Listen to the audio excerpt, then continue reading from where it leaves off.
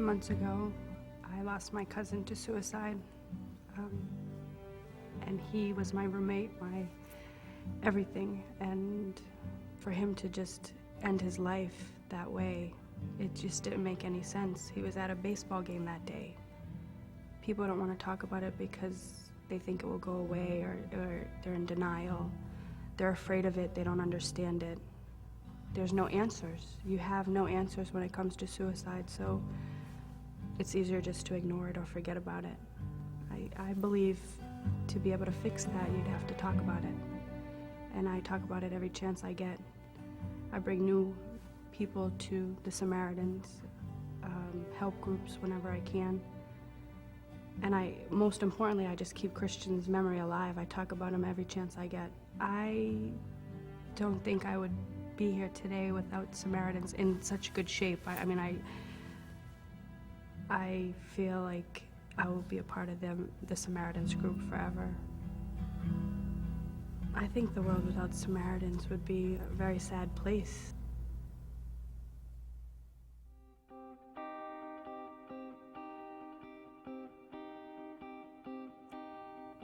We know the statistic, 1 out of 4 teenagers think about taking their own life, but that doesn't happen to people we know.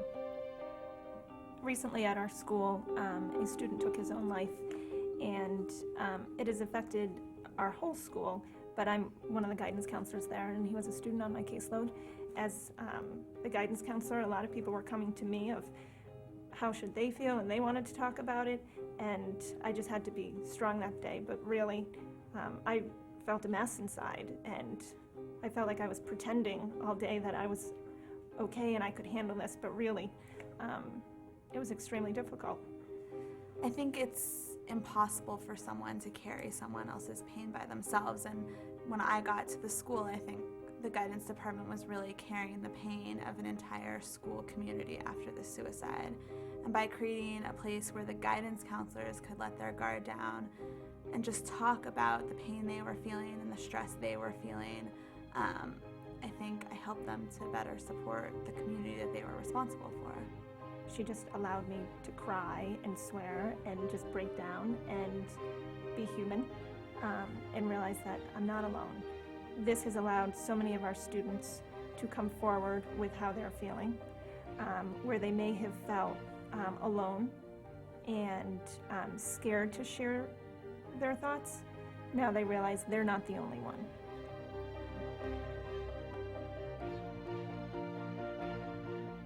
You know, the thing that we don't really think about is who it affects, and it affects people of all ages.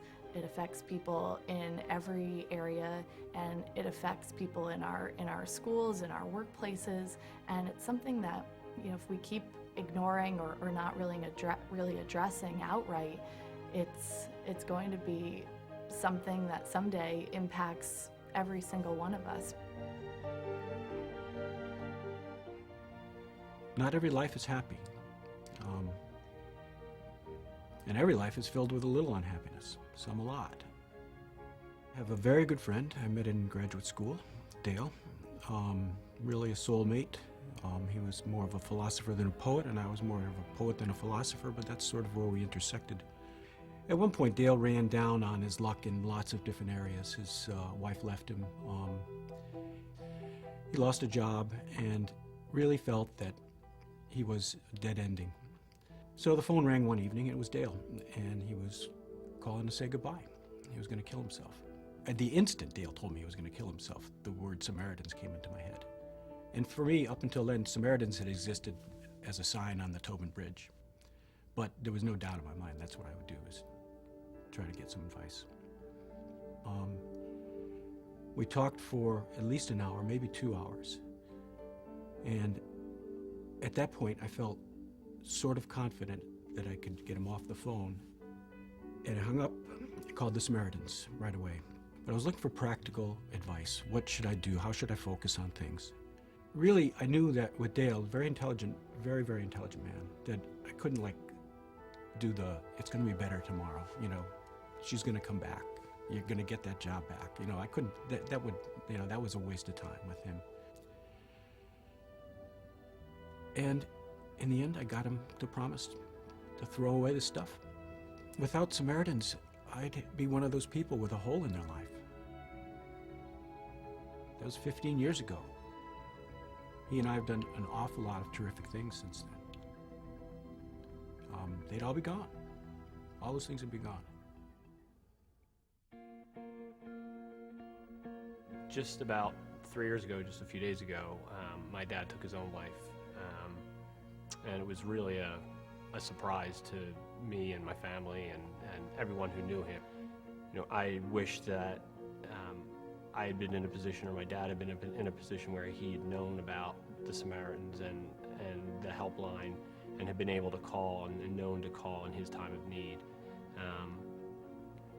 And unfortunately, he didn't, and I think there's a lot of other folks in the community that don't know about the Samaritans, and we need to do everything we can to get the message out there.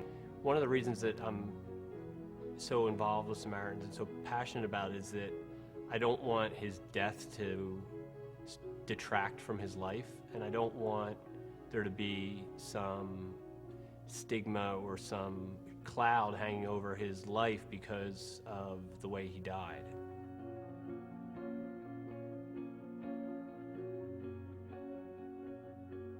Some people want to talk about it and some people kind of like shy away, but I always talk about it and let people know that, yeah, it has affected me and it could happen to anybody, you know, and just be aware. Like, I want to talk about my cousin because he was a great person. It's not what he did.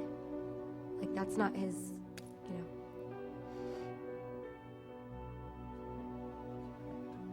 Another cousin, she told me about the Samaritans and sent me an email, and she's like, I think we should go to the Safe Place support group. So we went, and ever since, like, it's been an extended family to us. Everybody has been so helpful, and it's just so comforting that they're unfortunately feeling the same thing, and they understand like what you're going through because it affects in the room everybody in the same way.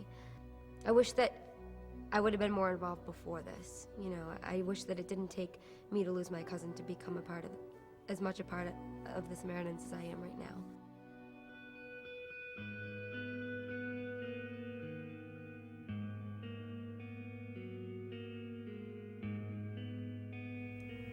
My oldest son, Mark, 24 years old, completed suicide on January 21st, 2005.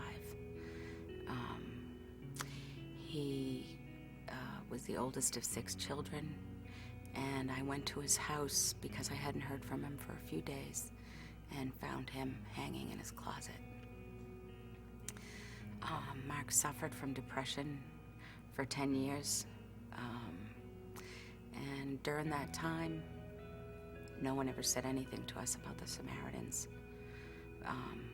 Didn't know about their befriending line, didn't know about anything. Mark could have used it as a resource. I could have used it as a resource. My family could have used it as a resource. And Mark has 5 brothers and sisters whose lives have been shattered. His father and I feel like we're walking through a nightmare every day. And people don't understand it. You know, there's this big black cloud around the word. You know, people in my own family wanted to say that Mark died of a drug overdose. They wanted to find other reasons. But I wouldn't let that happen from the beginning because Mark was a good, happy person. And he had a mental illness, a disease that brought him to the lowest depths of despair. And I do believe it was a moment that he didn't know how to turn away from. And I think his pain was just so great he didn't know how to get out of it. I want people to know how he died because it could have been prevented. He didn't have cancer or something else that there was no hope for. He felt hopeless, but there was still hope for him and for his future. You know, people in the public get angry when someone gets murdered, or a small child gets hit by a car, or even the drug overdoses that happen, there's anger and outrage, and there is no anger and outrage with suicide. We need to speak out and let everyone out there know that this is real, it's bad, it can happen to you, it can happen to me, it can happen to the kid next door, and the only way to prevent it is for us to speak out about it. It's been pushed under the carpet for too long. I'm not ashamed that Mark committed suicide. I'm angry that people aren't angry about suicide and that they don't talk about it. People like me who've been affected by it have to speak out. We need to yell and scream and make other people know, this is something that's out there. Your kid's more at risk for suicide than of being, murdered on the street. Parents worry about their kids when they go out. They want them to be safe, but we need to worry about them at home. This is my son, Mark. He was a very fun, loving person. He suffered with depression for 10 years and won many valiant battles against suicide. But each of those times, he fought a battle that he won. And this last battle, he wasn't able to overcome it. But that was 1 second in his life. And he's a gentle, loving individual that we don't get to hug anymore. We don't get to kiss, we don't get to laugh with him. And those are the things that bring suicide, make it real. Those are the things that make suicide real. When you see that that person's not there anymore and that something could have been done about it. Someone could have been there for him to talk to. But he didn't know there were people around.